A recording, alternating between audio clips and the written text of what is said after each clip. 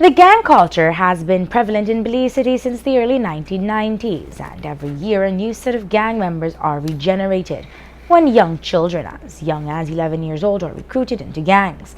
Today we sat down with Assistant Commissioner of Police Chester Williams, who has been tackling gang violence from another angle.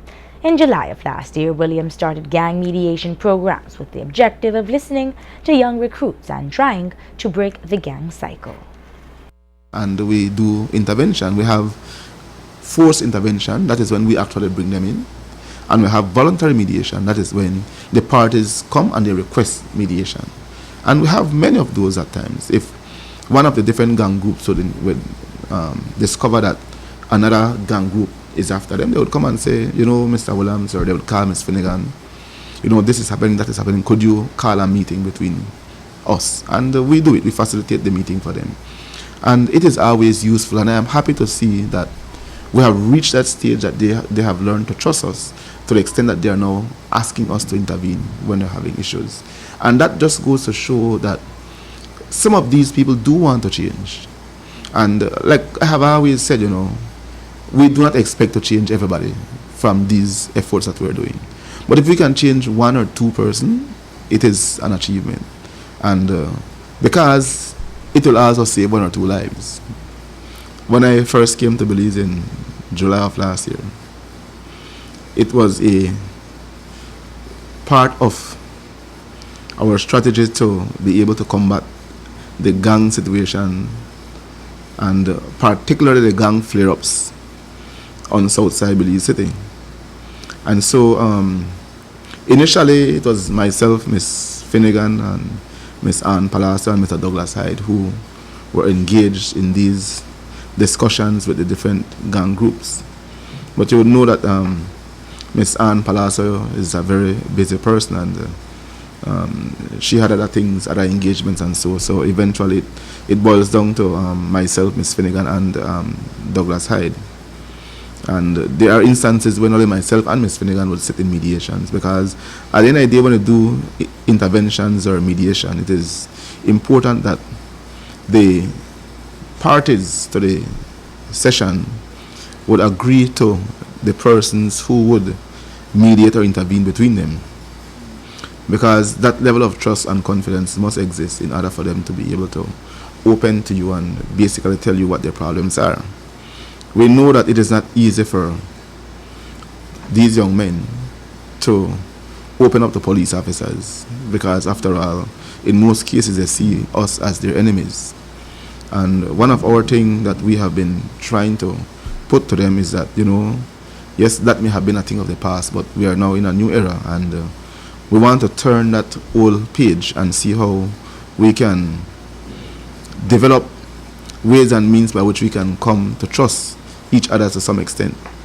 And we know that trust is not something that is easily developed, but if we need to be able to forge a way forward, then there must be some degree of trust. And so we have been doing these interventions since July, and you'll find that whenever we have a gang incident, we would normally get on the ground, we'll bring in the parties involved, and we see how we can intervene between them to prevent any retaliation. We have mediated with people as young as 11. We also assist the schools at times with mediations. When the schools have issues with young people, we do mediations between them and their parents. And in terms of the area, we have done mediation practically every gang group in Belize, Southside Belize City. We have done mediation with them. A couple months ago, or a month and a half ago, I sat in here with a 15-year-old right in that chair that you're sitting down, and he was accused of a murder. I know the 15-year-old looked at me and he said, Mr. Williams, I killed the man. I said, I shoot him. I shot him in the head, and he died. So I look at him, I said, but son, how do you feel now? His response was, well, I just want to live a normal life. So I look at him and I said, but how do you expect to live a normal life now, considering what you have done? He said, I don't know, but at night I can't sleep. This is a 15-year-old, And I just look at him and I said to myself, this poor child didn't know what he was putting himself in. But he was set up by two grown men to go and kill this person. And these are some of the things that really and truly gets to me, to see that we have young people who could have had some good potential in life just destroy their life because of being influenced by grown men to go and do criminal acts. Of recent, since the death of Gerald Tillett, the interventions have become more intense in terms of some of them say plain that this not done yet. Some of them say, yes, we want it to come to an end. Terror lifestyle. For this year so far on Southside Belize City, we have a total of 12 murders. Of the 12 murders,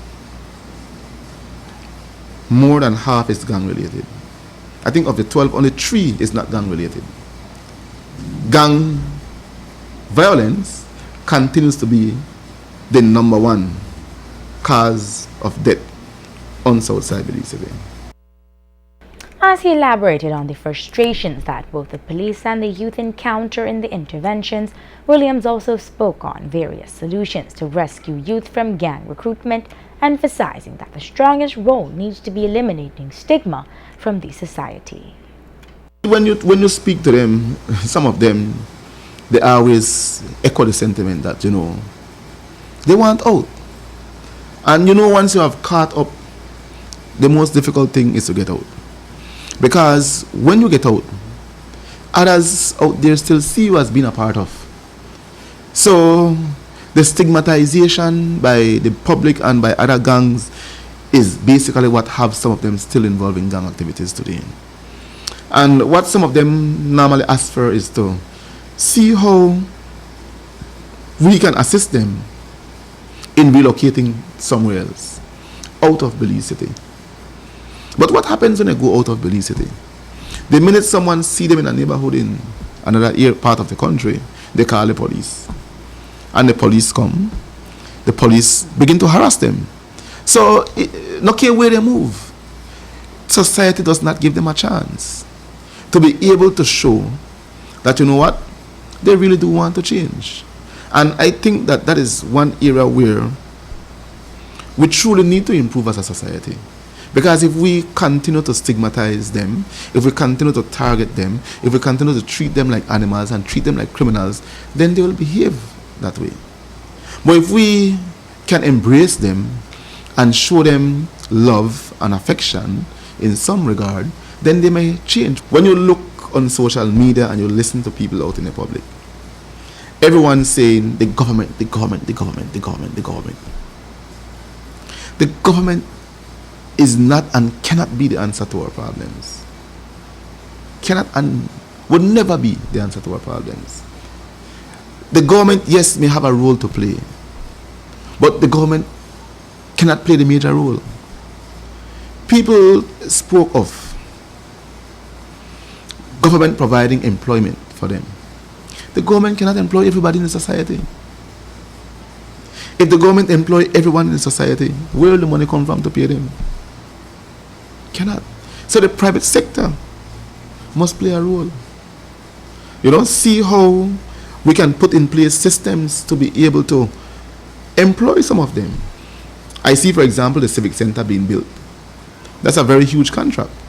I would have loved to see that some of these young people are hired to work on the Civic Center project. It's a long-term project as well. It could provide some sort of incentive for them to be able to take care of their families and keep them busy. We can look at projects or programs that are geared towards assisting single parents. Like when I look at the Mayflower area, that area have a lot of single mothers with so many children to feed. And there is no ways and means to provide the feeding for the kids. And they resort to all kind of means. So much so that when the elder child go out and commit crime and bring the proceeds at home, the parents welcome it. They look forward to it because they have mouths to feed. So if we can put something in place in the Mayflower area, like a resource center. We can get sewing machines, and we can get like a hairdressing place and a place that do manicure and pedicure, and have these young ladies from within that area working there and make a livelihood for themselves. When school is opening, Belizeans rush to Chetamal to buy uniform, or they buy uniform for the people who come from across the border. When in fact, if we could have a place like this, they can sew the uniform for these people. We have so many police officers. I would give them the contract to sew uniform for my officers. There are things that we can do to help people get out of the stage that they're living in. But there must be the will to do it.